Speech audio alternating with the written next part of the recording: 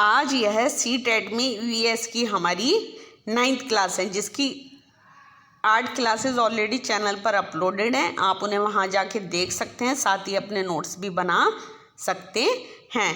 तो चलिए स्टार्ट करते हैं आज की क्लास। और आज की क्लास का हमारा टॉपिक है मुख्य शहर। उससे पहले लेकिन जो इग्लू है, ये छोटा सा एक टॉपिक है, इसे हम पढ़ लेते हैं, ठीक है। और आपके EVS में जो मुख्य शहर हैं उनसे रिलेटेड एक आध क्वेश्चन ज़रूर पूछा जाता है। तो आज की जो आपकी क्लास है वो बहुत ज़्यादा इम्पोर्टेंट है। आप इसे नोट कर लीजिए, इसके जो नोट्स हैं बना लीजिए। और अगर किसी को EVS से रिलेटेड PDF चाहिए तो उसके लिए आप प्लीज़ कमेंट बॉक्स में कमेंट करें, जिससे आपको PDF प्रोवाइड करा दी जाए। तो चलिए स्टार्ट करते हैं आज की क्लास। और आज की क्लास में जो हमारा पहला टॉपिक है वो है इग्लू। इग्लू क्या होते हैं? ये बर्फ़ के टुकड़ों से बनाए जाते हैं, ठीक है। ये बर्फ़ के घर होते हैं। ये किस चीज़ के घर होते हैं? बर्फ़ के। और ये कैसे होते हैं? गुंबदाकार।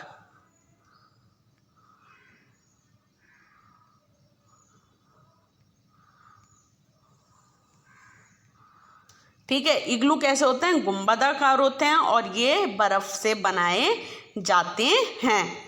अब आगे पढ़ते हैं। इसमें बर्फ़ के घर टूंडा प्रदेशों में पाए जाते हैं। कहाँ पाए जाते हैं? ये टूंडा प्रदेशों में, जहाँ ठंड बहुत अधिक होती है वहाँ बर्फ़ के घर पाए जाते हैं। ये घर एस्किमो प्रजाति द्वारा बनाए जाते हैं। क्या होता है कि यहाँ पे जो टूंडा प्रदेशों में एक एस्किमो प्रजाति निवास करती है। और ये जो एस्किमो प्रजाति होती है घुमक्कड़ टाइप की प्रजाति होती है। मतलब कि जो एस्किमो प्रजाति होती है कहाँ रहती है? टूंडा प्रदेशों में रहती है। और ये घुमक्कड़ टाइप की प्रजाति होती है। यह एक स्थान पर नहीं टिकते। अब ये जो बर्फ़ के घर होते हैं इन्हें क्या कहते हैं? इनको इग्लू कहते हैं। इग्लू की दीवारें मोटे मोटे बर्फ़ के टुकड़ों से बनी होती हैं। जो इग्लू है उसकी जो दीवारें होती हैं वो बर्फ़ के जो मोटे मोटे टुकड़े होते हैं उनसे मिलाकर बनाई जाती है। दूसरा, एस्किमो जो है आर्कटिक क्षेत्र के अलावा कहाँ कहाँ पाए जाते हैं? तो ये आपके ग्रीनलैंड, कनाडा, पूर्वी रूस के उप आर्कटिक क्षेत्रों में भी पाए जाते हैं। कहाँ कहाँ? आर्कटिक क्षेत्र के अलावा ग्रीनलैंड, कनाडा, पूर्वी रूस के उप आर्कटिक क्षेत्र में भी पाए जाते हैं। इग्लू का निर्माण बर्फ़ के टुकड़ों को जोड़कर किया जाता है। और इग्लू के अंदर दम ना घुटे इसलिए इग्लू की छेद पर क्या कर दिया जाता है? एक छेद कर दिया जाता है, जिससे कि इग्लू के अंदर दम न घुटे। साथ ही वहाँ पर जो इग्लू है उसका जो टेम्परेचर अंदर का मेंटेन रहे, इसके लिए क्या किया जाता है?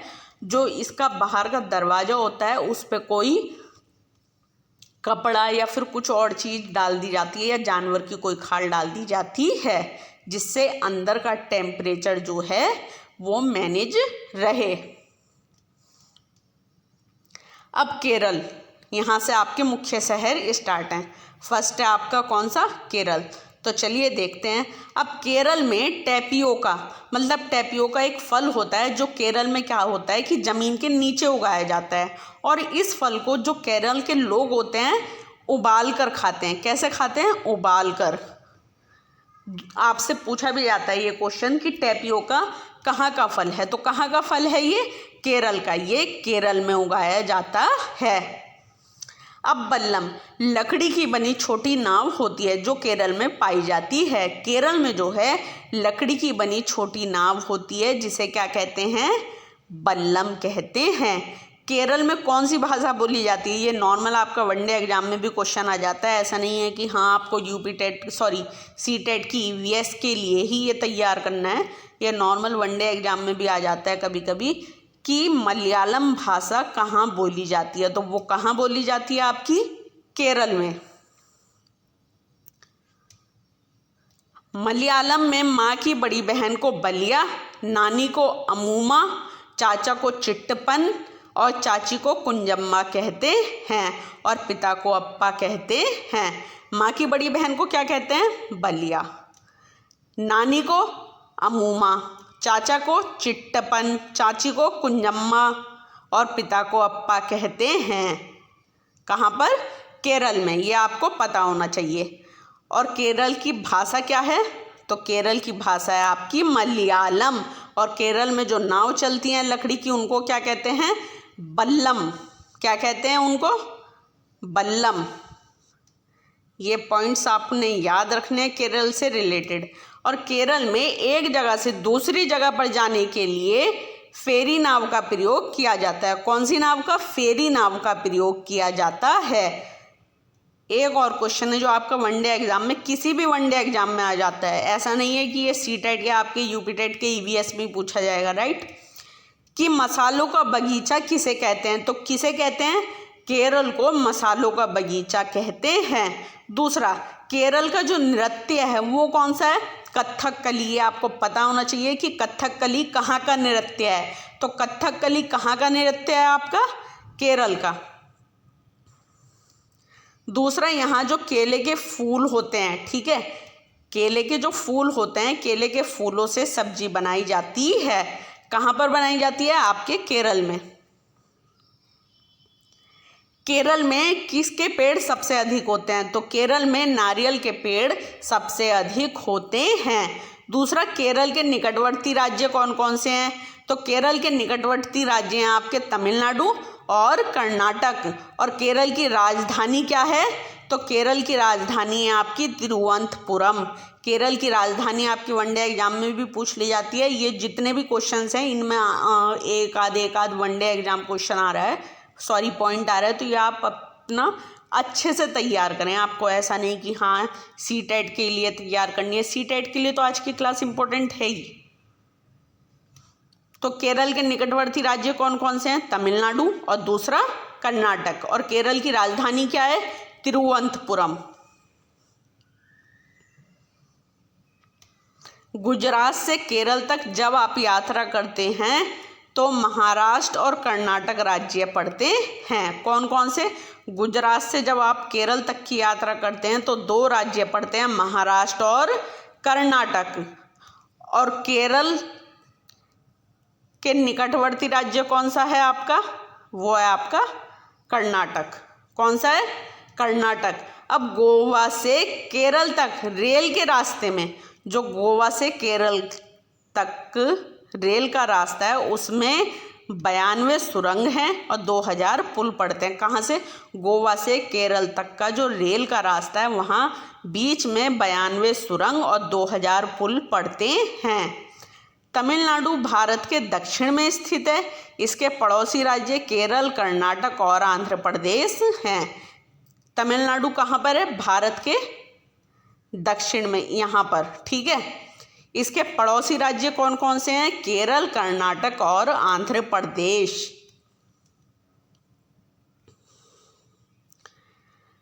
नेक्स्ट है आपका अबू धाबी। मैक्सिमम क्वेश्चन इससे आते हैं आपके। ये जो शहर है अबू धाबी सबसे ज़्यादा इम्पोर्टेंट है, इस पे आप विशेष ध्यान दें। यह देश रेगिस्तानी इलाके में है। कहाँ पर है अबू धाबी आपका? रेगिस्तानी इलाके में। और यहाँ की स्थानीय भाषा क्या है अबू धाबी की? अरबी। अरबी कहाँ की स्थानीय भाषा है? अबू धाबी की। और अबू धाबी में जो है पानी की कीमत, जहाँ आपके भारत में पेट्रोल की कीमत है वहाँ पर आप ये समझ लीजिए कि अबू धाबी में जो है वो पानी की कीमत है। यहाँ रेतीली ज़मीन के नीचे तेल होता है, जिस कारण से यहाँ पे तेल सस्ता है। क्यों? क्योंकि यहाँ पर रेतीली ज़मीन के नीचे क्या होता है? तेल होता है। ये आपके अबू धाबी शहर की विशेषता है कि यहाँ पर जो है तेल की अधिकता है। दूसरा, यहाँ खजूर के पेड़ अधिक मात्रा में दिखाई देते हैं क्योंकि ये पेड़ रेगिस्तानी इलाके में पाए जाते हैं। अबू धाबी में आपके खजूर के पेड़ अधिक दिखाई देते हैं। क्यों? क्योंकि आपका जो अबू धाबी है वो रेगिस्तानी इलाके में पाया जाता है और जो खजूर के पेड़ हैं वो रेगिस्तानी इलाके में ही उत्पन्न होते हैं। अबू धाबी की करेंसी क्या है? तो अबू धाबी की करेंसी है आपकी दिरहम। और अबू धाबी में रेत के पहाड़ या रेत के टीले पाए जाते हैं। अबू धाबी में सबसे पहली बात, अबू धाबी कैसा इलाका है? रेगिस्तानी इलाका। और जब रेगिस्तानी इलाका है तो वहाँ रेत के पहाड़ और रेत के टीले तो पाए ही जाएंगे। दूसरा पॉइंट, अबू धाबी की करेंसी क्या है? वो है आपकी दिरहम। यह है आपका लद्दाख। तो चलिए देखते हैं लद्दाख का। लद्दाख पहुंचने के लिए आपको जम्मू कश्मीर पार करना पड़ता है और लद्दाख को ठंडा रेगिस्तान भी कहते हैं। लद्दाख पहुंचने के लिए सबसे पहले आप जम्मू कश्मीर को पार करेंगे, तब जाके आप लद्दाख पहुंचेंगे। और लद्दाख को ठंडा रेगिस्तान भी कहते हैं, कोल्ड डेजर्ट। क्वेश्चन आ जाता है कि कोल्ड डेजर्ट या ठंडा रेगिस्तान किसे कहा जाता है? तो किसे कहा जाता है? आपके लद्दाख को ठंडा रेगिस्तान या कोल्ड डेजर्ट भी कहा जाता है। यहाँ 1 या 2 फ्लोर की बिल्डिंग होती हैं। घर पत्थर के होते हैं जिनकी छत और फर्श लकड़ी की होती है। यहाँ पर जो बिल्डिंग होती हैं वो 1 या फिर 2 फ्लोर की होती हैं और घर पत्थर के होते हैं जिनकी छत और फर्श कैं की होती है? लकड़ी की होती है। ऊपर छत और नीचे फर्श जो है लकड़ी के बने होते हैं और घर जो है पत्थर का बना होता है। दीवार मिट्टी की और उस पर चूने की मोटी परत चढ़ी होती है। और जो दीवारें होती हैं वो मिट्टी की बनी होती हैं और उन पर चूने की मोटी परत लेप दी जाती है। यहाँ बारिश कम होती है। कहाँ पर? लद्दाख में जो है आपके बारिश कम होती है। दूसरा, यहाँ पेड़ पौधे नहीं पाए जाते। कहाँ पर? लद्दाख में पेड़ पौधे नहीं पाए जाते। दूसरा, यहाँ बारिश भी कम होती है।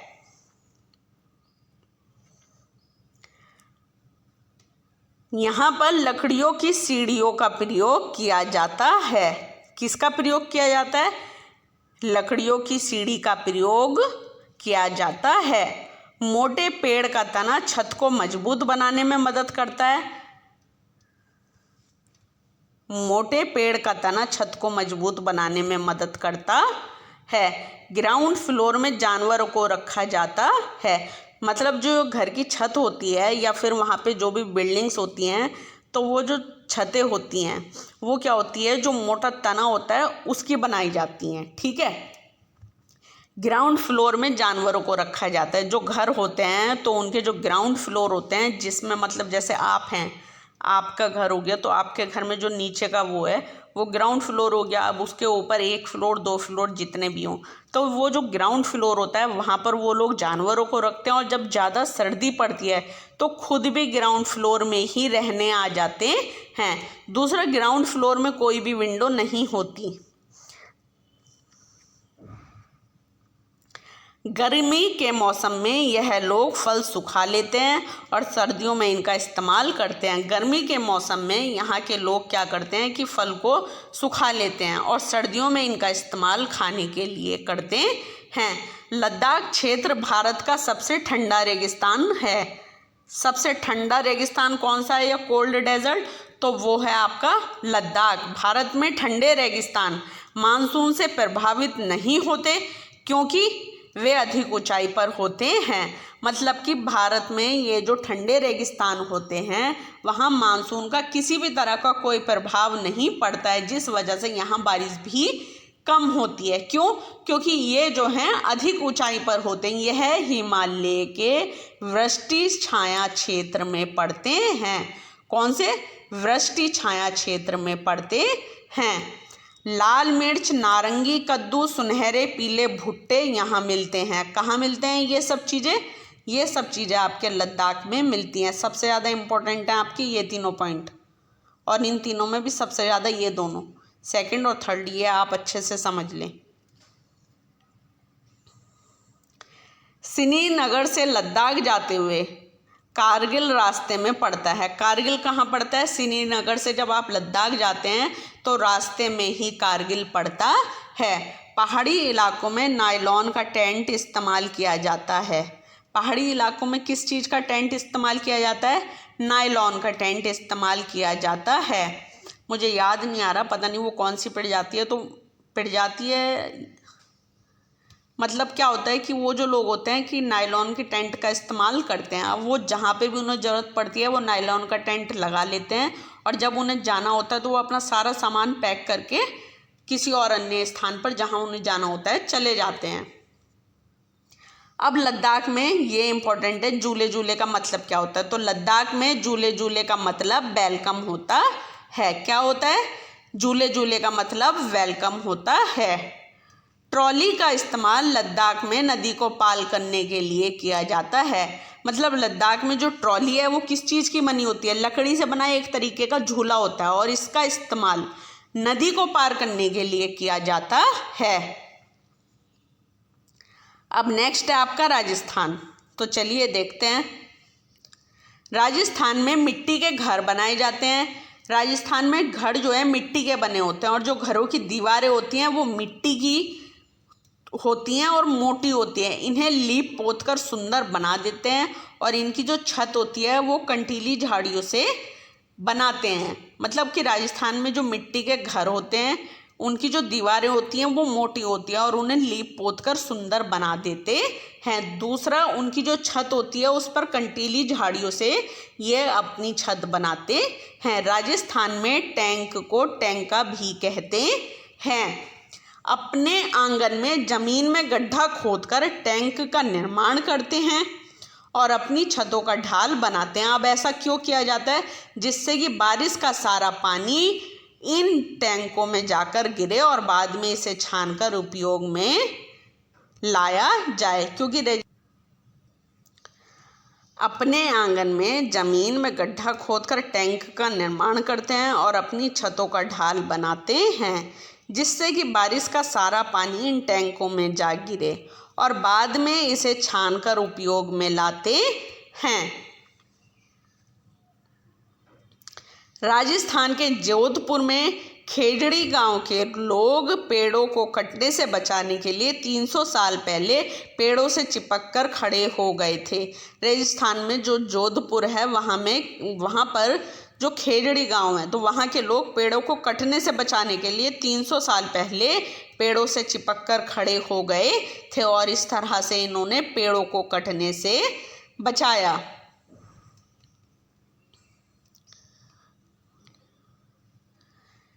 खेजड़ली गांव में खेजड़ी पेड़ पाए जाते हैं। यह पेड़ रेगिस्तानी इलाकों में खूब पाए जाते हैं। जो ये खेजड़ली गांव है यहाँ खेजड़ी पेड़ पाए जाते हैं और ये जो पेड़ हैं आपके रेगिस्तानी इलाकों में मैक्सिमम मिलेंगे। इसमें क्या होता है कि इससे ज़्यादा पानी की ज़रूरत नहीं होती। मतलब कि खेजड़ी पेड़ के द्वारा आप अपने पानी की आवश्यकता की पूर्ति कर सकते हैं क्योंकि खेजड़ी पेड़ के तने में जो है पानी होता है। क्यों? क्योंकि इसकी जो जड़ें हैं नीचे बहुत अधिक गहराई तक जाती हैं और यह पानी का उपयोग किस तरह से करते हैं उसके लिए ये अपने साथ एक चक्कू और पाइप रखते हैं। उस तने को काट के और पाइप लगा के वो पानी की प्राप्ति कर लेते हैं। साथ ही इसकी जो छाल होती है उसका यूज़ दवा बनाने के लिए किया जाता है और खेजड़ी पेड़ की लकड़ी जो होती है उसमें कभी भी कीड़ा नहीं लगता। इसकी फलियों से सब्जी बनती है। पत्तियों को वहाँ रहने वाले जानवर खाते हैं। ये वाला तो आपका सॉरी हो गया। अब नेक्स्ट है आपका बिहार। तो चलिए बिहार का देखते हैं। बिहार में मधुबनी नामक एक ज़िला है जहाँ क्या होता है कि त्योहार एवं खुशी के मौके पर घर की दीवारों पर और आंगन में कई तरह के चित्र बनाए जाते हैं। ये भी पूछा जाता है कि मधुबनी चित्रकला कहाँ की है? तो कहाँ की है? बिहार की। क्यों? क्योंकि मधुबनी नामक जो ज़िला है बिहार में वहाँ पे त्यौहार और खुशी के मौके पर घर की दीवारों पर और आंगन में कई तरह के चित्र बनाए जाते हैं। यह चित्र किस तरह से बनाए जाते हैं वो देखें। यह चित्र पिसे हुए चावल के घोल में रंग मिलाकर बनाए जाते हैं। चावल को पीसकर उसके घोल में रंग मिला लेते हैं और फिर ये चित्र बनाए जाते हैं। अब इन रंगों को कैसे बनाया जाता है? तो इन रंगों को बनाने के लिए नील, हल्दी, फूल, पेड़ों के रंग आदि का इस्तेमाल किया जाता है। चित्रों में इंसान, जानवर, पेड़, फूल, पंछी, मछलियाँ आदि जीव जंतु साथ में बनाए जाते हैं। मधुबनी चित्रकला बहुत पुरानी है और इसका नाम इस जिले के नाम पर ही पड़ गया। मधुबनी चित्रकला जो है कहाँ की है? बिहार की। और मधुबनी चित्रकला बहुत पुरानी है, इसका नाम इस ज़िले के नाम पर ही पड़ा। मतलब जो इस ज़िले बिहार में एक मधुबनी ज़िला है जिस जिले के नाम पे इस चित्रकला का नाम पड़ा। अब नेक्स्ट है आपका श्रीनगर।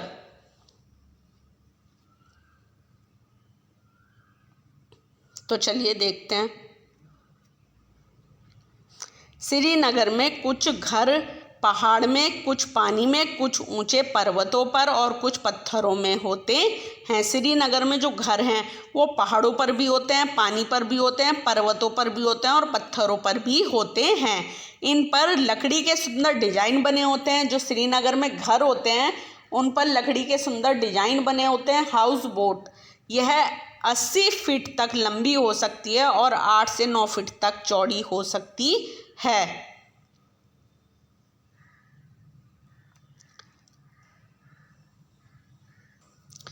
अब यहाँ पर क्या होता है कि डोंगा, ये नाव जो है झेलम नदी में डल झील में मिलती है। डोंगा नाव जो है कहाँ पर मिलती है?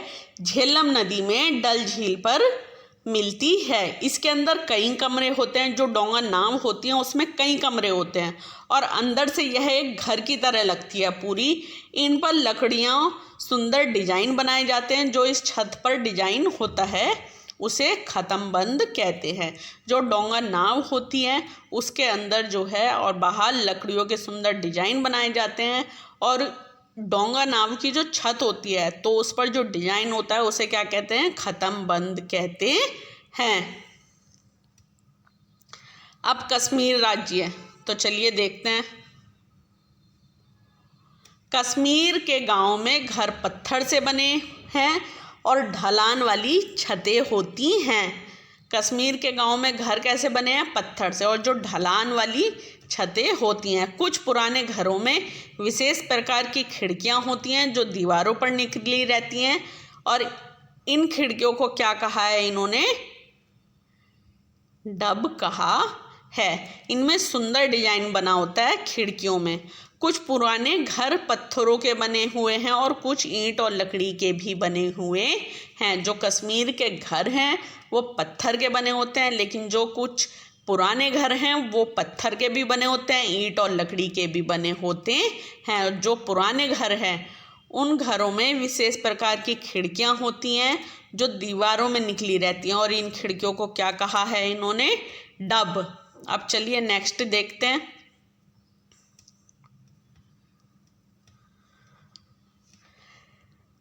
कश्मीर में एक शिकारा नाव होती है, ठीक है, जो कि पर्यटकों को काफ़ी आकर्षित करती है। यह आपने पता होना चाहिए कि शिकारा नाव कहाँ पर होती है? कश्मीर में। कश्मीर में सरसों के तेल में मछली को पकाकर खाते हैं और गोवा में नारियल के तेल में। कश्मीर में जो है मछली को किस में पका के खाया जाता है? सरसों के तेल में। और गोवा में नारियल के तेल में। साथ ही आपको ये मैंने आपको पढ़ाया भी है कहावा चाय के बारे में, ठीक है, मुख्य व्यंजनों में है कि कहावा कश्मीर की एक खास किस्म की चाय है।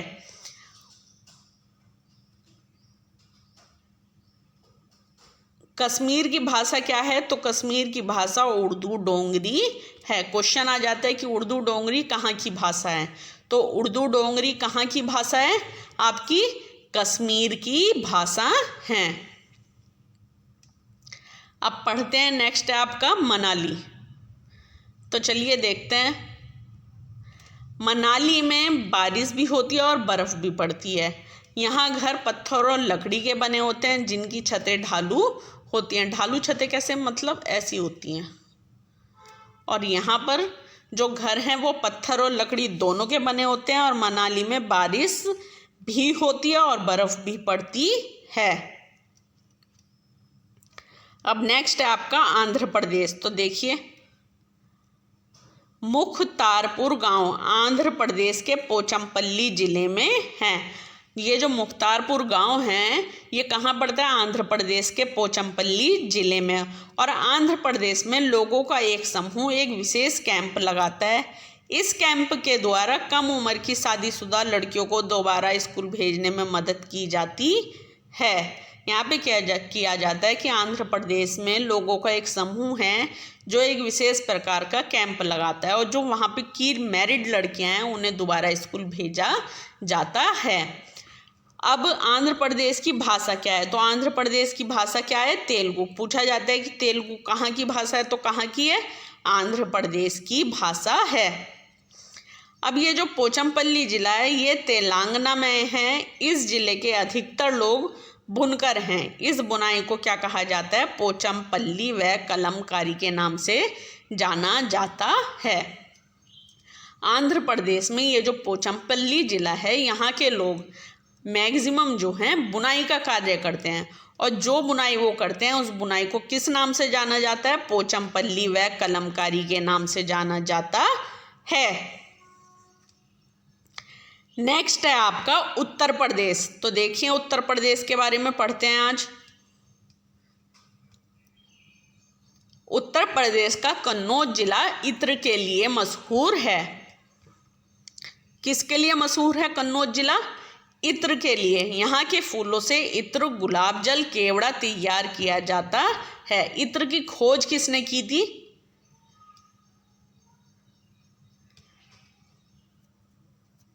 इत्र की खोज मेहरुनिसा ने की थी। उत्तर प्रदेश में कचनार के फूलों की सब्जी बहुत बनाई जाती है। उत्तर प्रदेश में, हमारे यूपी में कचनार के जो फूल होते हैं उनकी सब्जी बहुत अधिक बनाई जाती है। और हमारे यूपी का जो नृत्य है तो वो क्या है आपका? कथक है। कथक कहाँ का नृत्य है? उत्तर प्रदेश का। और कचनार के फूलों की सब्जी कहाँ बनाई जाती है? तो वो आपके यूपी में बनाई जाती है। मुझे आप कमेंट बॉक्स में कमेंट करके बताइएगा कि केले के फूलों की सब्जी कहाँ बनाई जाती है। नेक्स्ट है आपका उत्तराखंड। तो देखिए उत्तराखंड के बारे में पढ़ते हैं आज। उत्तराखंड में पहाड़ों के बीच में एक ऐसी जगह है जहाँ फूल ही फूल होते हैं। मतलब उत्तराखंड में पहाड़ों के बीच में एक ऐसी जगह है जहाँ पे फूल ही फूल हैं, जिस कारण से उसे फूलों की घाटी कहते हैं। क्वेश्चन पूछा जाता है कि फूलों की घाटी कहाँ पाई जाती है? तो फूलों की घाटी कहाँ पाई जाती है?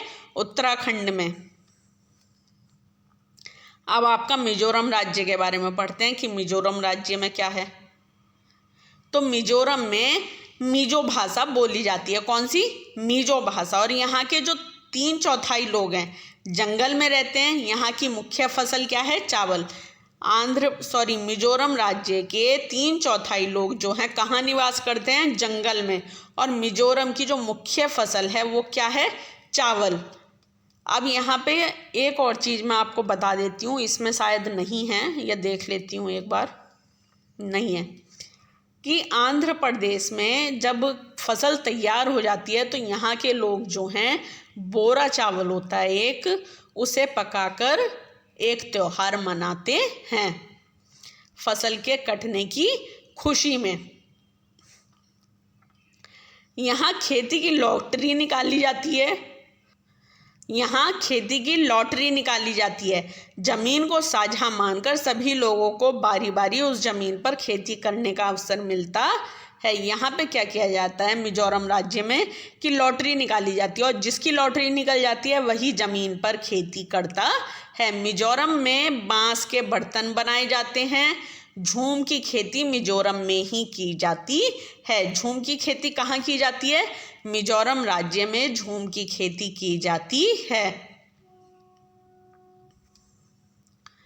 और ये लास्ट है आपका कर्नाटक। तो चलिए कर्नाटक के बारे में पढ़ते हैं।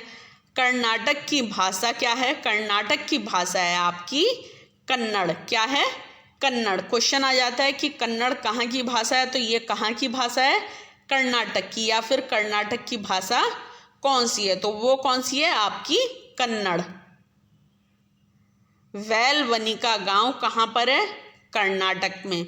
होलगुड़ी गांव कर्नाटक में है।